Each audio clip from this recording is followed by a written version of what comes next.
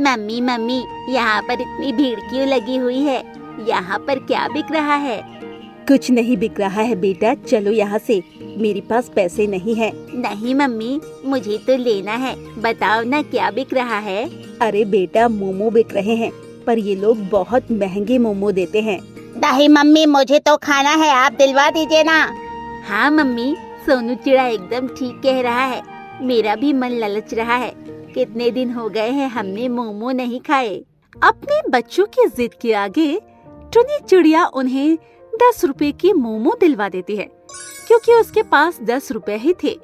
10 रुपए के सिर्फ 4 मोमो आए और उन्होंने 2-2 खा लिए। और मोमोज खाने के बाद सोनू चिड़ा ने कहा, मुझे तो और खाने हैं, ये कितने स्वादिष्ट है। हाँ, तू एकदम ठीक कह रहा है। माँ, आप हमारे लिए ऐसे ही मोमो बनाइएगा ना? ठीक है बेटा, जब हमारे पास पैसे हो जाएंगे तो मैं सामान लेकर घर पर ही मोमो बना दूंगी। अच्छा, तो अब हम चलते हैं। और ये कहकर टुनी चिड़िया घर आ गई। टुनी चिड़िया सुंदर वन में रहा करती थी। वो बहुत गरीब थी और अपने बच्चों का गुजारा मजदूरी करके किया करती थी। धीरे धीरे समय गुजर रहा था। उसने कुछ पैसे जमा कर लिए थे, क्योंकि वो अपने बच्चों को भरपेट मोमो खिलाना चाहती थी। एक दिन वो बाजार गई और बाजार से मोमो बनाने का सारा सामान ले आई। सामान लेने के बाद जब बच्चों ने सामान देखा तो बहुत ज्यादा खुश हुए और उन्होंने अपनी माँ टुनी चिड़िया से कहा, अरे माँ, आप इतना सारा सामान क्यों ले आई? ये किस चीज का सामान है? अरे बच्चों, ये मोमो बनाने का सामान है।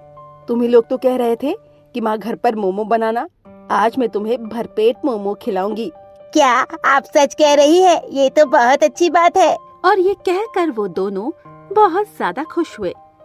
इसके बाद टुनी चिड़िया ने मोमो बनाए और दोनों बच्चों ने भरपेट खाए। मोमो बनाने के बाद टुनी चिड़िया ने जब मोमो खाए तो उससे वो बड़े ही स्वादिष्ट लगे और ये देखकर उसने अपने आप से कहा, अरे वाह, मैं तो बहुत अच्छे मोमो बना लेती हूँ। क्यों ना मैं मोमो बनाकर ही बेचने लगूं?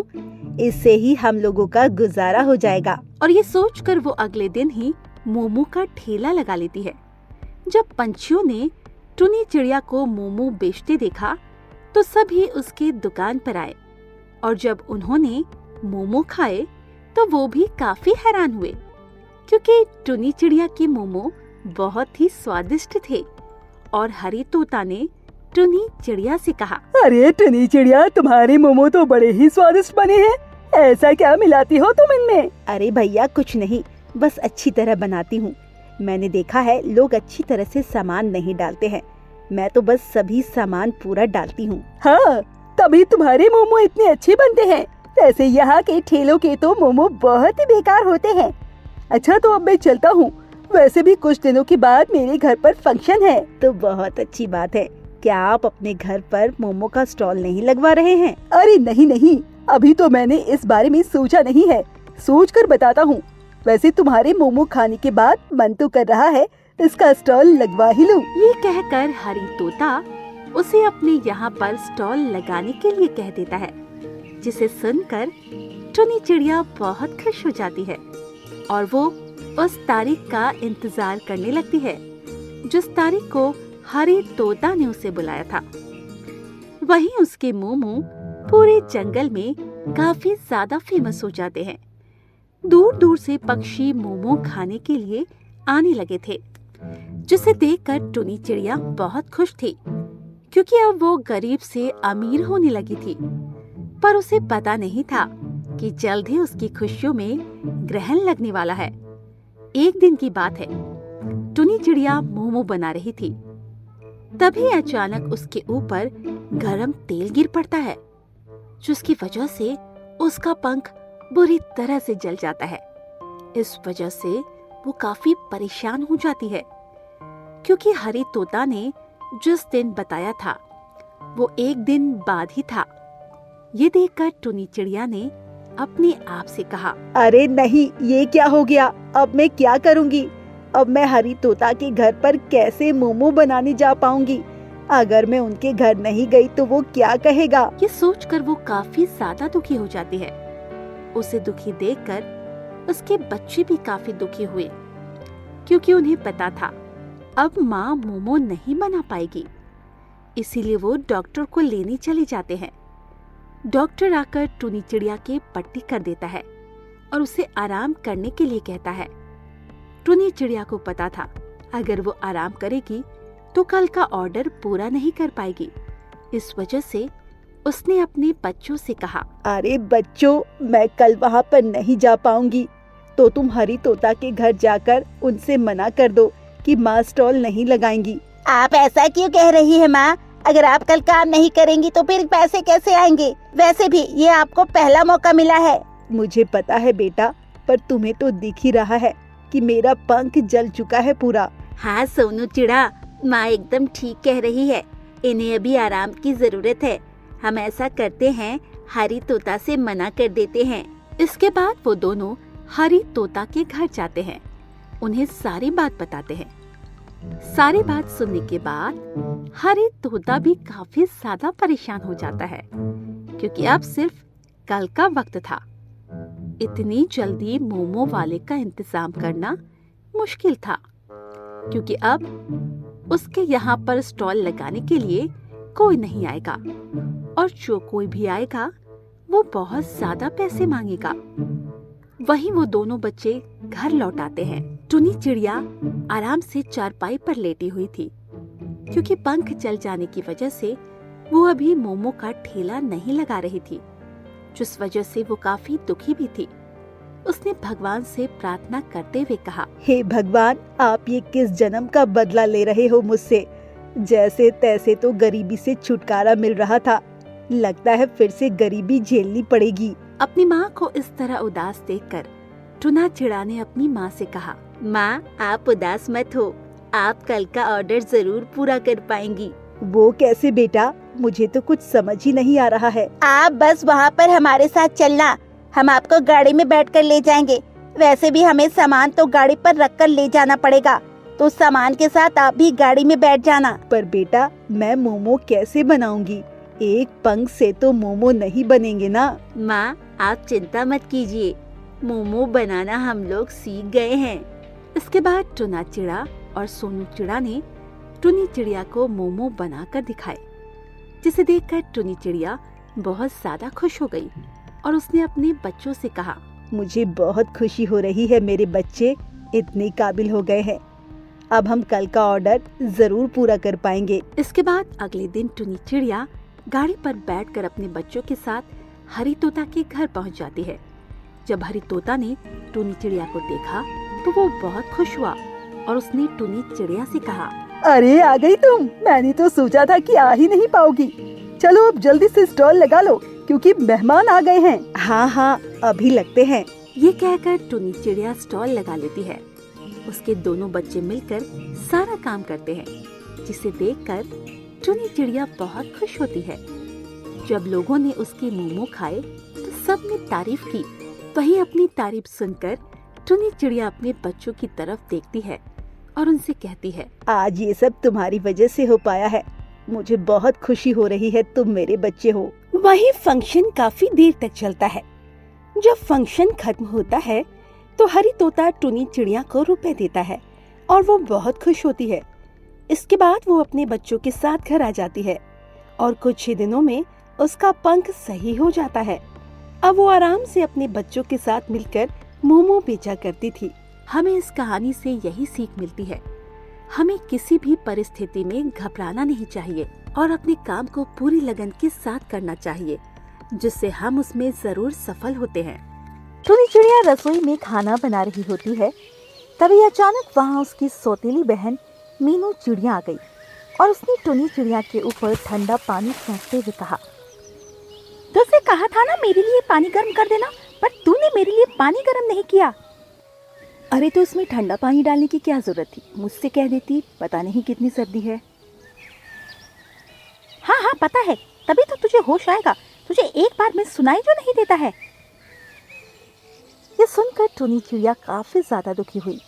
तभी वहां पर उसकी सौतेली माँ गुनगुन चिड़िया आई और उसने कहा, क्या हुआ बेटी, क्यों चिल्ला रही हो?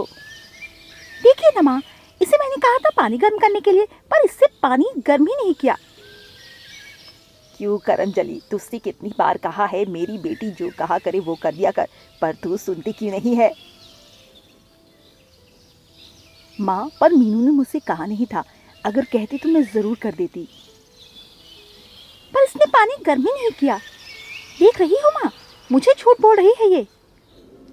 तेरी इतनी हिम्मत जो तू मेरी बेटी को झूठी बोल रही है। ये कहकर गुनगुन चिड़िया ने डंडा उठाया और टुनी चिड़िया को पीटने लगी, जिससे टुनी चिड़िया जोर जोर से चिल्लाने लगी। नहीं माँ, छोड़ दीजिए, दर्द हो रहा है। नहीं माँ।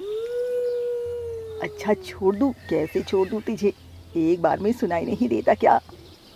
पर माँ मेरी बात तो सुनिए, मैं सच कह रही हूँ। पर गुनगुन चिड़िया ने टुनी चिड़िया की एक भी बात नहीं सुनी और वो दोनों वहाँ से चले गए, जिससे टुनी चिड़िया काफ़ी दुखी हुई और रोते हुए बोली, हे भगवान, काश मेरी माँ होती तो आज मुझे ये सब नहीं दिन देखना पड़ता। पता नहीं आप मुझसे किस जन्म का बदला ले रहे हैं।